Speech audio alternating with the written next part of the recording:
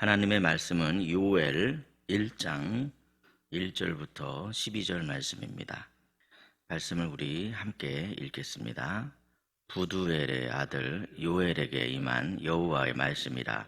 늙은 자들아, 너희는 이것을 들을지어다. 땅의 모든 주민들아, 너희는 귀를 기울일지어다. 너희의 날이나 너희의 조상들의 날에 이런 일이 있었느냐? 너희는 이 일을 너희 자녀에게 말하고 너희 자녀는 자기 자녀에게 말하고 그 자녀는 후세에게 말할 것이니라. 팥종이가 남긴 것을 메뚜기가 먹고 메뚜기가 남긴 것을 느치가 먹고 느치가 남긴 것을 황충이 먹었도다. 취하는 자들아, 너희는 깨어 울지어다. 포도주를 마시는 자들아, 너희는 울지어다. 이는 단 포도주가 너희 입에서 끊어졌음이니 다른 한 민족이 내 땅에 올라왔음이로다. 그들은 강하고 수가 많으며 그 이빨은 사자의 이빨 같고 그 어금니는 암사자의 어금니 같도다. 그들이 내 포도나무를 멸하며 내 무화과 나무를 긁어 말갛게 벗겨서 버리니 그 모든 가지가 하얗게 되었도다. 너희는 처녀가 어렸을 때에 약혼한 남자로 말미암아 굵은 배로 동이고 애국함 같이 할지어다.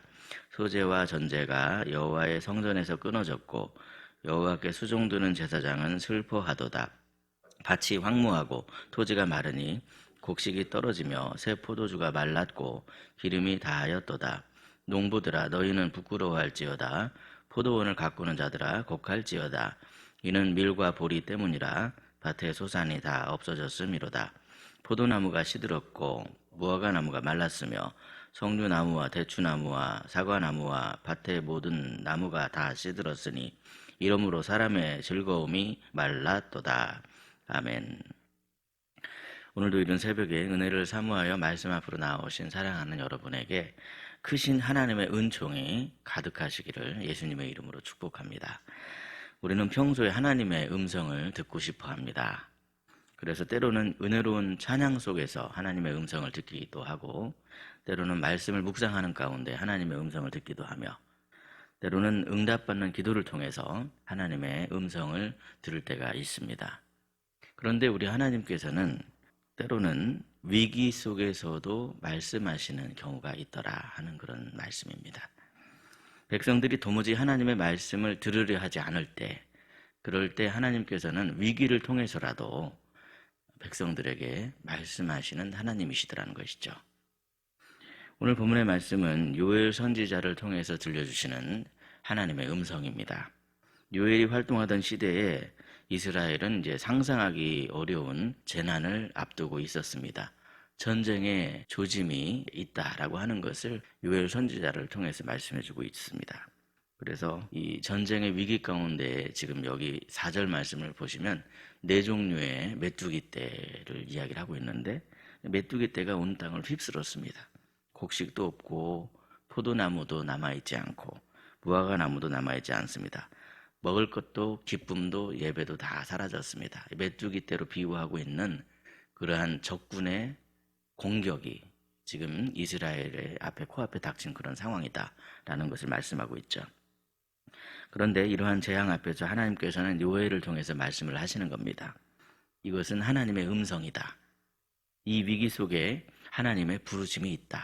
그렇게 지금 말씀을 하십니다. 오늘 이 새벽에 우리들 각자의 삶 속에서도 혹시 메뚜기 떼가 지나간 것 같은 그러한 황폐한 심령이 있을 수 있습니다. 그렇다면 여러분, 그러한 자리에서 발견할 수 있는 하나님의 음성은 과연 무엇이겠습니까? 첫째로 하나님께서는 이 전무후무한 재앙 속에서 자신의 현실을 직시하라라고 그렇게 말씀을 하십니다. 오늘 본문 2절 말씀인데 우리 본문 2절 말씀을 함께 읽겠습니다. 늙은 자들아, 너희는 이것을 들을지어다. 땅의 모든 주민들아, 너희는 귀를 기울일지어다. 너희의 날에나 너희의 조상들의 날에 이런 일이 있었느냐? 아멘. 지금 이스라엘에 닥친 이 재앙은 전무후무한 심각한 재앙이다. 너희의 날에도 이런 일이 없었고 너희의 조상들의 날에도 이런 일이 없었지 않느냐, 이렇게 말씀을 하는 겁니다. 4절에 보시면 이제 네 종류의 메뚜기 떼가 차례로 와서 모든 농작물들을 다 몽땅 먹어 치워버립니다. 팥종이, 메뚜기, 느치, 황충, 이러한 것들이 다 농작물에 피해를 입히는 대표적인 그러한 곤충들인데, 이러한 것들을 비유로 이제 이런 것들이 다 이스라엘 땅을 휩쓸고 지나갈 것이다, 그렇게 지금 말씀을 하고 있습니다. 그 결과 밭이 황무해졌을 뿐만이 아니라 12절 마지막 부분을 보시면 이러므로 사람의 즐거움이 말랐도다 그랬습니다. 사람의 즐거움을 하나님께서 다 그냥 빼앗아 버렸다는 것이죠. 그런데 본문에서 우리가 주목할 것은 바로 이 선지자 요엘의 태도입니다. 그는 이 현실의 문제를 막 축소하려고 하거나 애써 괜찮은 척 하려고 하질 않습니다. 금방 좋아질 겁니다, 이렇게 하면서 현실의 문제를 그냥 덮어버리려고 하지 않습니다. 요엘은 지금 이들을 덮친 이 있는 그대로의 상황을 직시해야 한다, 이렇게 지금 말씀을 하고 있는 것이죠. 신앙은 현실 도피가 아닙니다. 신앙은 현실 도피가 아니다. 믿음은 그냥 눈을 감아주는 것이 아니라 오히려 눈을 뜨는 것이다 라는 것을 우리가 알 수 있죠. 내 삶에 포도주가 다 말라버린 것 같은 그러한 상황이 있다고 한다면 그런 영역을 우리는 그 문제를 먼저 인정해야만 하더라는 겁니다.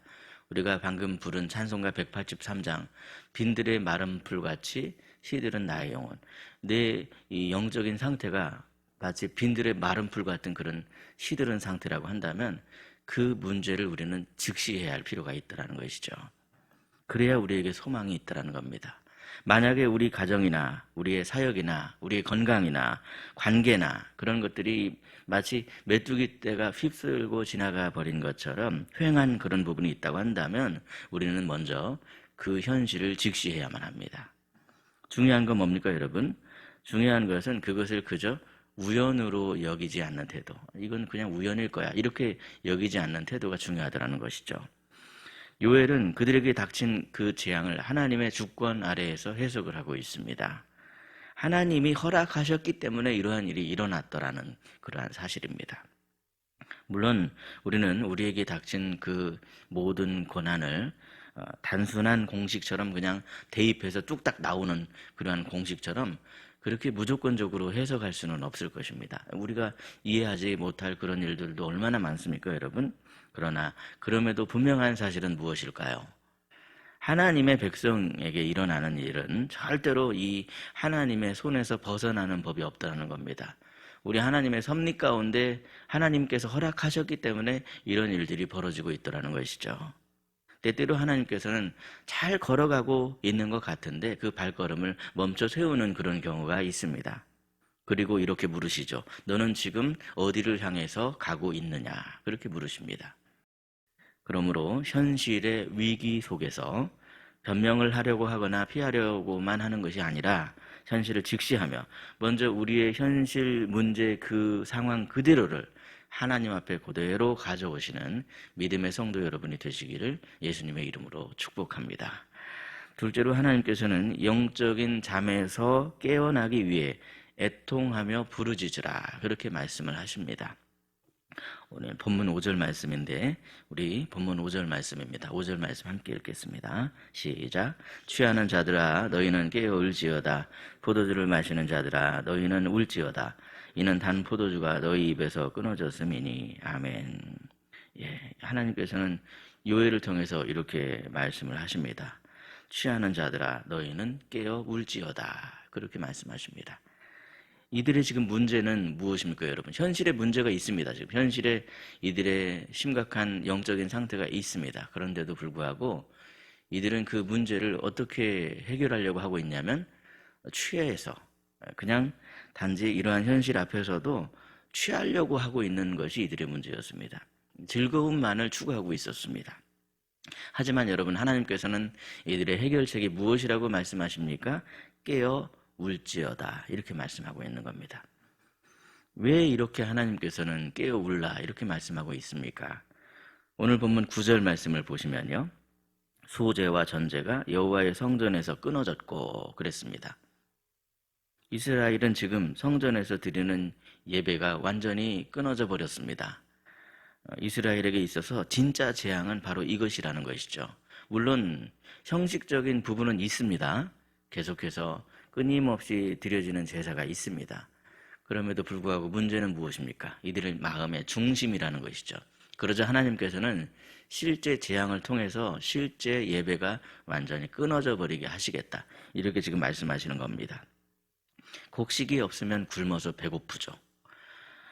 포도주가 없으면 목이 말라서 곤란해질 수밖에 없을 것입니다. 그런데 여러분, 진짜 문제는 뭐라는 겁니까?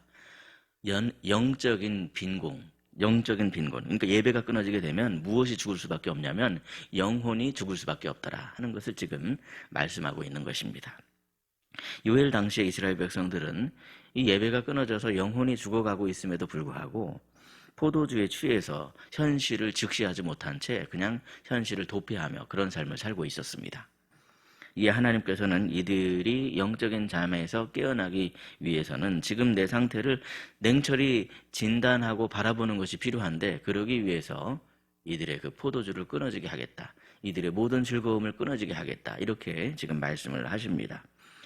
그래서 여러분, 그것이 끊어질 때 자기의 상태를 바라볼 수 있고 그럴 때 슬피 울며 애통하는 그런 모습이 있더라는 것이죠. 그것은 여러분, 우리도 마찬가지 아니겠습니까? 만약에 우리 삶에 하나님과의 관계가 엉망이 된다면 어떻게 되겠습니까? 예배에 오기는 와도 그저 형식적으로 몸만 왔다가 그냥 갑니다. 그냥 몸만 왔다 가는데도 불구하고 아무렇지도 않습니다. 아무런 감각이 없고 어떤 심각성을 느끼지 못하고 있습니다. 세상의 즐거움, 성공, 쾌락, 바쁨 이런 것들에 취해 있기 때문에 이런 일들이 벌어질 수 있다는 겁니다. 사랑하는 성도 여러분, 그렇다면 지금 우리의 영적인 상태는 어떨까요? 하나님과의 관계가 엉망일 때 우리의 마음이 아픕니까? 아니면 그저 아무렇지도 않습니까? 예배 자리에서 설교를 통해서 하나님의 음성을 듣고 계십니까? 주시는 말씀 앞에서 지금 내 문제가 무엇인가를 발견하고 주님 십자가 앞에 애통하며 엎드리고 있으십니까? 우리는 지금 사순절 기간을 보내고 있습니다. 주님 십자가를 깊이 묵상하는 이 시기인데, 이 시기에도 그냥 어떤 절기가 지나가나 보다 이런 생각을 가지고 아무런 느낌이 없이 보내고 있지는 않으신지요? 만약에 우리가 하나님 앞에서도, 주시는 말씀 앞에서도 아무런 느낌이 없이 여전히 세상 즐거움 쪽으로만 기울어져 가고 있다고 한다면 그것은 틀림없이 우리의 영이 죽어가고 있는 것이다 라고 그렇게 말씀하십니다. 우는 사자와 같이 삼킬 만한 자를 찾고 있는 마귀가 그렇게 우리를 속여서 세상 즐거움을 주고 있음에도 불구하고 거기에 속아서 하나님과의 관계는 아무런 상관없이 세상적인 일에만 몰두하고 있는 그런 형편일 수 있더라는 것이죠. 이러한 자녀들의 모습은요, 그냥 겉보기에는 멀쩡한 것처럼 보일지 모르지만 이미 그 마음밭은 메뚜기 떼가 휩쓸고 지나가 버린 그런 황폐함이 있을 수 있더라는 겁니다. 이에 하나님께서는 요엘을 통해서 이렇게 말씀하십니다. 울어야 한다는 겁니다. 영적인 잠을 깨우기 위해서는 하나님 앞에 엎드려 통곡해야 한다, 그렇게 말씀하고 있습니다. 그렇다면 여러분, 혹시 최근에 하나님 앞에 그렇게 마음을 쏟아놓고 울었던 그런 기억이 있으신지요? 자신의 현실을 냉정하게 바라본 사람은 하나님 앞에 엎드려 통곡할 수밖에 없습니다. 그런데 요즘 트렌드가 그렇죠. 이것을 별로 기피합니다. 자신의 현실을 냉정하게 바라보는 설교가 거의 사라져가고 있기 때문에, 이것은 다 목회자 때문에, 목회자 잘못이다 이렇게 말씀드릴 수 있습니다. 강단에서 자신의 현실을 냉정하게 바라보게 만드는 그런 설교가 점점 사라지고 있습니다. 그저 위로해주는 설교, 마음을 이렇게 쓰다듬어주는 그런 설교가 넘쳐나고 있는 그런 시대를 우리는 살아가고 있습니다. 예수님께서는 마태복음 5장에서 애통하는 자가 복이 있나니 그들이 위로를 받을 것이며 그랬습니다. 진정한 위로는 하나님 앞에 내 마음을 쏟아놓고 통곡하는 것, 그것이 바로 진정한 위로의 길이다 라고 말씀하십니다. 예수님께서는 골고다 언덕을 올라가실 때 자기를 따르는 수많은 사람들을 향해서 뭐라고 말씀하셨습니까? 예루살렘의 딸들아, 나를 위하여 울지 말고 너희와 너희 자녀를 위하여 울라, 그렇게 말씀하셨습니다. 그러므로 여러분, 우리 자신의 현실을 직시하며 하나님 앞에 엎드려 애통하심으로 주님과의 이 관계가 회복되고 마침내 영혼이 깨어나 영혼이 잘되고 범사가 잘되며 강건한 성도 여러분이 되시기를 예수님의 이름으로 축복합니다. 결론으로 말씀을 드립니다. 하나님께서는 우리를 사랑하셔서 우리에게 고통을 허락하시는 경우가 있으십니다. 그럴 때 우리가 해야 할 일은 현실을 직시하며 하나님을 잠잠히 바라보는 것입니다. 여전히 세상 것들에 우리가 취해 있으면 치료가 필요함에도 불구하고 아픈데도 불구하고 아픈 감각을 제대로 느끼지 못하는 경우가 있습니다. 물론 모든 고난을 다 그런 식으로 해석할 수는 없죠. 얼마나 고난의 이유가 복잡합니까? 우리의 고난을 다 이런 식으로 해석할 수는 없지만 우리에게 닥쳐진 일들 중에서 왜 과연 이런 일들이 일어났는가? 제대로 이해하지 못하는 일도 참 많습니다. 하지만 분명한 것은 하나님께서는 우리를 너무나도 사랑하셔서 이 세상에 아들 독생자 예수님을 보내주셨고 또 예수님께서는 우리 죄를 다 짊어지시기 위해서 해결해 주시기 위해서 십자가에 달려 못 박혀 죽으셨다는 사실, 그것이 분명하지 않습니까, 여러분? 그 사실을 우리가 이 사순절 기간에 다시 한번 기억하며 어떠한 상황 속에서도 우리를 부르시는 주님의 음성을 들으시고 하나님의 그 음성을 외면하지 아니하심으로 말미암아 깨어 회개하고 예배를 회복하며 주어진 우리의 삶을 회복하시는 저와 여러분이 되시기를 예수님의 이름으로 축복합니다. 기도하겠습니다. 우리의 심각한 위기 속에서도 우리를 부르시는 하나님 아버지, 이 새벽에 우리를 깨워주셔서 주님 존으로 불러주시네 참으로 감사합니다. 하오나 주님, 우리는 하나님의 음성을 듣고 싶다고 말하면서도 평안할 땐 주님의 말씀에 둔감했고 형식적인 모습일 때도 있었음을 주님 앞에 고백합니다. 끊임없이 우리를 부르시는 사랑의 하나님, 우리 삶에 메뚜기 떼가 지나간 것 같은 그런 자리가 있다고 한다면 우리가 그것을 외면하지 않게 하여 주시옵소서. 변명하려 하거나 남 탓을 하려 할 때도 참 많지만 현실을 직시하며 겸손하게 주님의 자비하신 십자가 앞에 엎드리는 자녀들이 되게 하여 주시옵소서. 하나님께서 지금도 우리를 붙드시고 계심을 기억하며 흔들림 없는 믿음으로 주님의 손을 놓치지 아니하는 우리가 되게 하여 주옵소서. 희락의 가정을 위해 기도드립니다. 혹시라도 우리가 세상의 즐거움이나 성공이나 바쁨에 취해서 영적으로 잠들어 있지는 않은가 스스로를 돌아볼 수 있게 해 하옵소서. 예배를 통해 주님을 깊이 만날 수 있게 하여 주시고 말씀 안에서 감동을 받으며 은혜 받는 가난한 심령이 되게 하여 주시옵소서. 우리 사랑하는 자녀들에게도 가난한 심령을 주시고 애통하는 마음을 주셔서 우리 마음에 틈타려는 죄를 분별할 수 있게 하여 주시고 주님과 멀어진 거리를 분명하게 직시할 수 있게 하여 주시며 십자가 앞에서 마음을 찢으며 회개하는 믿음의 대장부가 되게 하여 주시옵소서. 눈물이 말라버린 이 시대에 눈물의 기도를 회복함으로 영혼이 잘되고 범사가 잘되며 강건하도록 지켜 주시옵소서. 우리 하나님께서는 우리를 망하게 하려는 분이 아니시라 살리려는 분이심을 믿습니다. 우리를 사랑하셔서 독생자를 내어주시고 예수 그리스도께서 십자가에 피 흘려 죽으심으로 우리를 구원하셨음을 믿습니다. 그러므로 이 모든 위기 상황 가운데에서도 우리가 낙심하지 않게 하여 주시고 그 속에 담긴 그 하나님의 음성을 들음으로 우리 자신이 회복되고 가정이 회복되고 삶이 회복되는 은총이 있게 하여 주시옵소서. 위기 속에서도 우리를 끝까지 부르시고 붙들어 주시는 우리 구주 예수 그리스도의 이름으로 기도드리옵나이다. 아멘. 각자 기도하시겠습니다.